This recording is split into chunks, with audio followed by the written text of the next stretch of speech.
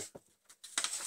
След като сте се уверили, че правилно сте включили всички накрайници към апарата, включваме самия апарат от копчето долу в дясно, което светва червено. След като сме го включили, на дисплея излиза меню, което ще обясним как се работи с него. Включваме апарата от копчето Старт, пауза.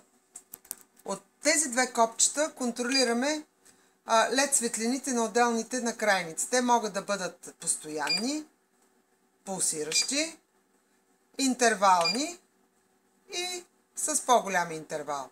Предпочитанията са в зависимост от тези на клиента. Накрайникът за радиочестотен лифтинг се води модел А.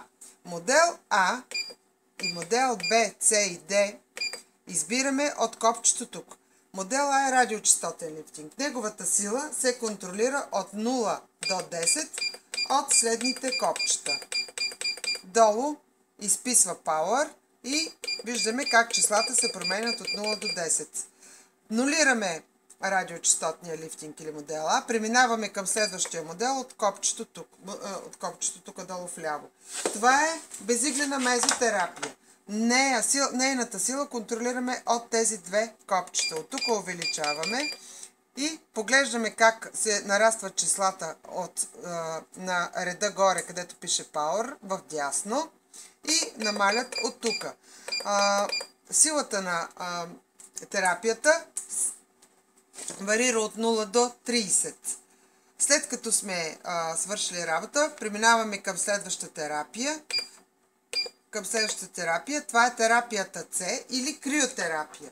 Нейната сила се управлява от тези две копчета. Намаляме и увеличаваме от тук. Тя може да бъде от 0 до 10. Реда, където пише Cool, следиме числата до него. След като сме приключили с криотерапията, отиваме на четвъртата терапия модел D. Това е биолифтинг за околочен контур.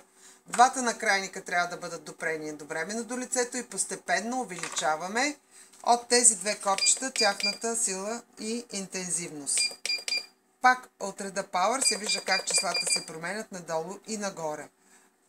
Така се работи с четирите накрайника. Приключваме работа и изключваме. Времето за всяка една терапия по желание може да си зададете предварително от тези две копчета. Приятна работа!